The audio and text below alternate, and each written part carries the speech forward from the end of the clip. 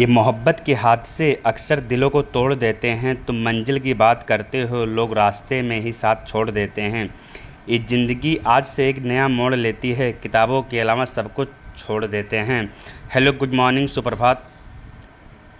GS with Ratnesh में आप सभी का दिल खोल कर स्वागत है। चलिए, आज के इस श्रृंखला में हम लोग भारतीय राष्ट्रीय आंदोलन से संबंधित महत्वपूर्ण घटनाओं के बारे में अध्ययन करेंगे। हमारा पहला है, भारतीय राष्ट्रीय कांग्रेस की स्थापना कब हुई थी। भारतीय राष्ट्रीय कांग्रेस की स्थापना कब, तो 1885 में हुआ था। 1885 में हुआ था और इसकी स्थापना जो है A.O. ह्यूम ने किया था। कहाँ पर किया था? बम्बई में किया था। बम्बई में किया था। दूसरा क्वेश्चन है हमारा, बंग भंग आंदोलन। बंग भंग आंदोलन को स्वदेशी आंदोलन भी कहते हैं। यह आंदोलन 1905 में हुआ था। किसके विरुद्ध हुआ था? तो बंगाल विभाजन के विरुद्ध हुआ था। अगला है, मुस्लिम लीग की स्थापना। मुस्लिम लीग की स्थापना 1906 में हुआ था और किसने किया था? आगा खां एवं सलीम उल्लाह खान ने किया था, ढाका में किया था। सभी पॉइंट बहुत ही इम्पोर्टेंट है। अगला है, कांग्रेस का विभाजन कब हुआ था? कांग्रेस का विभाजन 1907 में हुआ था। 1907 में हुआ था।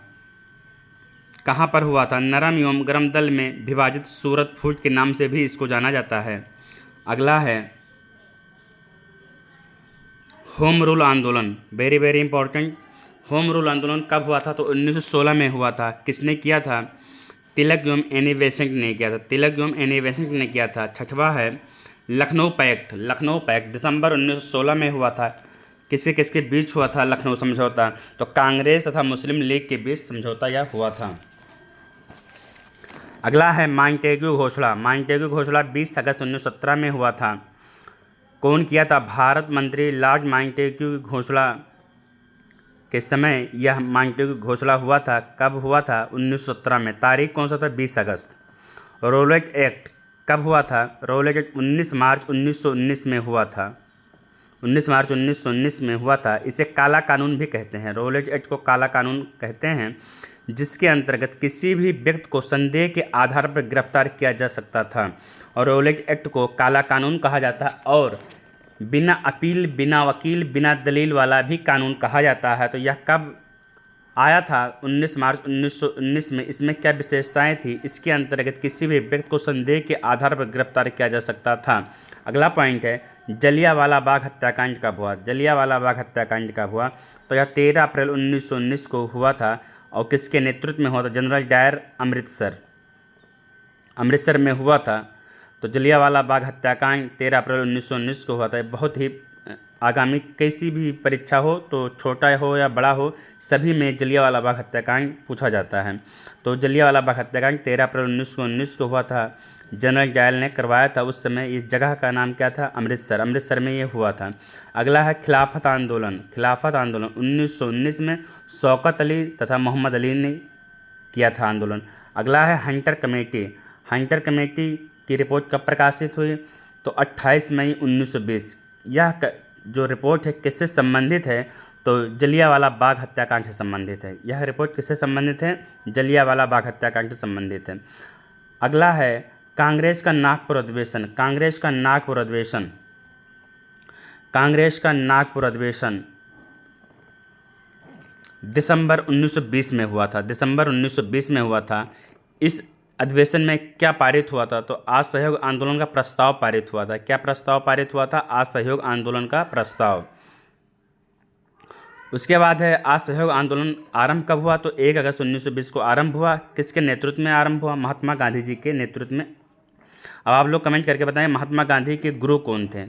अगला है, चौरी चौरा कांड कब हुआ था? चौरी चौरा कांड 5 फरवरी 1922 को हुआ था। कब हुआ था? 5 फरवरी 1922 को। कहाँ हुआ था? गोरखपुर जिले, उत्तर प्रदेश।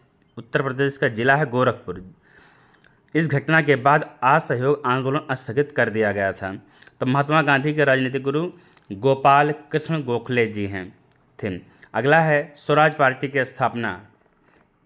यह कई परीक्षाओं में पूछा हुआ क्वेश्चन है। स्वराज पार्टी की स्थापना इम्पॉर्टेंट है। तो स्वराज पार्टी की स्थापना 19 जनवरी 1923 में हुआ था। किसने किया था स्थापना? मोतीलाल नेहरू एवं चित्तरंजन दास ने किया था। 16वां है हिंदुस्तान रिपब्लिकन एसोसिएशन, इसे कभी कभी HRA के नाम से भी कह दिया जाता है, HRA। तो HRA की स्थापना अक्टूबर 1924 में सचिंद्र नाथ सन्याल ने किया था। सचिंद्र नाथ सन्याल ने किया था। अगला है साइमन कमीशन की नियुक्ति। साइमन कमीशन की नियुक्ति 8 नवंबर 1927 को हुआ था। 8 नवंबर 1927 को हुआ था नियुक्ति, और भारत आया था 28 में। तो साइमन कमीशन की नियुक्ति 27 में हुआ। जॉन साइमन की अध्यक्षता में 7 सदस्यीय आयोग का गठन। अगला है 18वां साइमन कमीशन भारत कब आया? तो नियुक्ति हुआ 27 में, भारत आया 28 में। इसमें जो है भारत में लाला लाजपत राय के नेतृत्व में विरोध एवं उन पर लाठी प्रहार भी हुआ था। इसका विरोध इसलिए हुआ था क्योंकि इस कमीशन में भारत के एक भी सदस्य नहीं थे, और इसमें नारा भी लगाया गया, गो बैक कमीशन के नारा भी दिया गया कि साइमन कमीशन वापस जाओ। इसका बहुत विरोध हुआ था, और इसी विरोध में लाला लाजपत राय के नेतृत्व में विरोध एवं लाठी प्रहार भी हुआ था। अगला है 19वां नेहरू रिपोर्ट। नेहरू रिपोर्ट अगस्त 1928 में हुआ था, और नेहरू रिपोर्ट के नाम से ही आप लोगों को पता है कि अध्यक्षता उस समय कौन कर रहा है? मोतीलाल नेहरू इसके अध्यक्ष थे। उसके बाद अगला है बारदौली सत्याग्रह। बारदौली सत्याग्रह। बारदौली सत्याग्रह अक्टूबर 1928 में हुआ था। अक्टूबर 1928 में हुआ था। गुजरात के किसानों का लगान वृद्धि के विरोध में सरदार वल्लभ भाई के नेतृत्व में आंदोलन हुआ था। अगला है लाहौर षड्यंत्र केस। लाहौर षड्यंत्र केस 8 अप्रैल 1929। लाहौर षड्यंत्र केस 8 अप्रैल 1929। इससे संबंधित जो व्यक्ति हैं भगत सिंह और बटकेश्वर दत्त द्वारा ब्रिटिश असेंबली में बम फेंकना, जो इसको बम फेंके उसी को लाहौर षड्यंत्र केस नाम दिया गया। और कब हुआ था लाहौर षड्यंत्र केस? 8 अप्रैल 1929। कांग्रेस का लाहौर अधिवेशन दिसंबर 1929। पूर्ण स्वाधीनता की मांग। पूर्ण स्वाधीनता की मांग बहुत इंपॉर्टेंट है, वेरी इंपॉर्टेंट। अगला है स्वाधीनता दिवस की घोषणा। स्वाधीनता दिवस की घोषणा 2 जनवरी 1930 को हुआ। 26 जनवरी को स्वाधीनता दिवस के रूप में मनाने की घोषणा की गई। उसके बाद है नमक सत्याग्रह 12 मार्च 1930 से 5 अप्रैल 1930। 12 मार्च 1930 से 5 अप्रैल 1930 महात्मा गांधी के द्वारा साबरमती आश्रम से डांडी जाकर नमक बनाकर नमक कानून का उल्लंघन करना। अगला है सविनय अवज्ञा आंदोलन। सविनय अवज्ञा आंदोलन, ये जो नमक सत्याग्रह है इसी में जो है उस समय गवर्नर जनरल लॉर्ड इरविन थे, और 11 प्रमुख मांग किए थे गांधी जी ने कि हमारे 11 मांग पूरा करो। तो उस समय गवर्नर जनरल कौन थे? इरविन थे। अगला है सविनय अवज्ञा आंदोलन 6 अप्रैल 1930 को हुआ था। सविनय अवज्ञा आंदोलन की शुरुआत कब हुआ था? 6 अप्रैल 1930 को। अगला है प्रथम गोलमेज सम्मेलन 3 हुआ था। प्रथम गोलमेज सम्मेलन, द्वितीय गोलमेज सम्मेलन, तृतीय गोलमेज सम्मेलन। आप लोग ऐसे याद कर रहे हैं 30, 31, 32, 30, 31, 32, 30 में प्रथम, 31 में द्वितीय और 32 में तृतीय। तो पहला गोलमेज सम्मेलन डेट है 12 नवंबर और ईयर है 1930। उस समय प्रधानमंत्री मैकडोनाल्ड की अध्यक्षता में लंदन में हुआ था। लंदन आप लोग बताएं कमेंट करके लंदन किस नदी किनारे स्थित है। अगला है गांधी इरविन समझौता। तो गांधी इरविन समझौता इसमें 4 मार्च सही होगा 5 मार्च 1931। महात्मा गांधी और वायसराय इरविन के मध्य संपन्न तथा सविनय अवज्ञा आंदोलन स्थगित करने की घोषणा। तो लंदन जो है टेम्स नदी किनारे है। किस नदी किनारे? टेम्स नदी किनारे लंदन स्थित है। अगला है फिर द्वितीय गोलमेज सम्मेलन 7 सितंबर 1931। 7 सितंबर 1931 गांधी जी ने इस सम्मेलन में भाग लिया था। इम्पॉर्टेंट है, गांधी जी इस सम्मेलन में भाग लिए थे। अगला है कम्युनल अवार्ड। कम्युनल अवार्ड को सांप्रदायिक पंचायत भी कहते हैं। यह जो है 16 अगस्त 1932 को हुआ था। मैकडोनाल्ड द्वारा पृथक प्रतिनिधित्व प्रदान करना। अगला है पूना पैक्ट। अगला क्या है? पूना पैक्ट 24 सितंबर 1932 को हुआ था। गांधी जी और अंबेडकर के बीच एक समझौता हुआ था। गांधी जी और अंबेडकर के बीच एक समझौता हुआ था, और इसमें जो है पंचायत में दलितों के लिए प्रांतीय विधानसभा में पृथक निर्वाचन प्रणाली को समाप्त कर उनके लिए 71 के बदले 148 स्थान सुरक्षित रखे गए थे। तो 71 और 148 आप लोग घेर लीजिए। नेक्स्ट है तृतीय गोलमेज सम्मेलन। तृतीय गोलमेज सम्मेलन 17 नवंबर 1932 को हुआ। इसमें कांग्रेस ने भाग नहीं लिया। तो ऐसे पूछ लिया जाता है किस गोलमेज सम्मेलन में कांग्रेस ने भाग नहीं लिया, किस सम्मेलन में कांग्रेस ने भाग नहीं लिया, तो वह तृतीय गोलमेज सम्मेलन था। उसके बाद फिर क्वेश्चन आता है कि किस गोलमेज सम्मेलन में गांधी जी ने भाग लिया, तो द्वितीय गोलमेज सम्मेलन में। तो द्वितीय गोलमेज सम्मेलन में गांधी जी ने भाग लिया और तृतीय गोलमेज सम्मेलन में कांग्रेस ने भाग नहीं लिया। वेरी इंपॉर्टेंट पॉइंट है।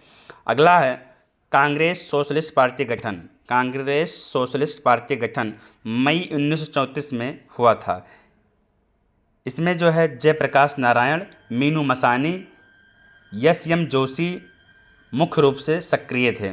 अगला है फॉरवर्ड ब्लॉक का गठन। फॉरवर्ड ब्लॉक का गठन 1 मई 1939 को हुआ था। किसने किया था? सुभाष चंद्र बोस ने किया था। किसने किया था? सुभाष चंद्र बोस ने। अगला है मुक्ति दिवस।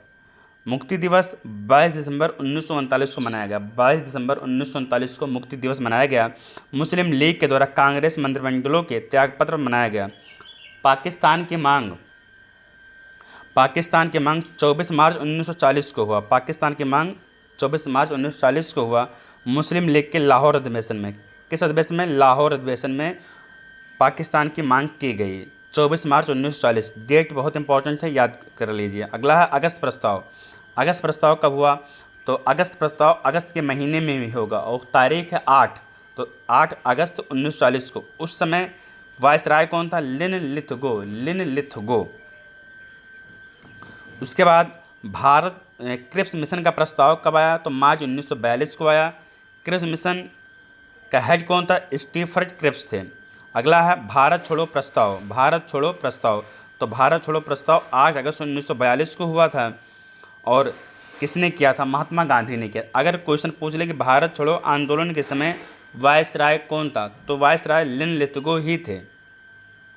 अगला है शिमला सम्मेलन। अगला है शिमला सम्मेलन 25 जून 1945 को हुआ था। सभी राजनीतिक दलों का ये सम्मेलन था। अगला है नौसेना का विद्रोह। नौसेना का विद्रोह, तो 9 आ रहा है तो 9 से 19 हो गया और 9 इसमें भी रहेगा 1940। तो नौसेना का विद्रोह कब हुआ? 19 फरवरी 1946। 19 फरवरी 1946 को नौसेना का विद्रोह हुआ। मुंबई INS तलवार सैनिकों के द्वारा यह विद्रोह हुआ था।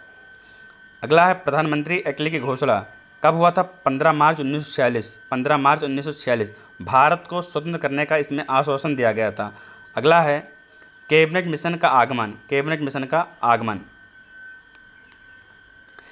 कब हुआ था? कैबिनेट मिशन का आगमन 24 मार्च 1946। 24 मार्च 1946 ब्रिटिश मंत्रिमंडल के 3 सदस्य कौन कौन था? पैथिक लॉरेंस, सर स्टीफोर्ड क्रिप्स एवं AB अलेक्जेंडर का भारत आगमन। कैबिनेट मिशन योजना का प्रकाशन 16 मई 1946 को हुआ।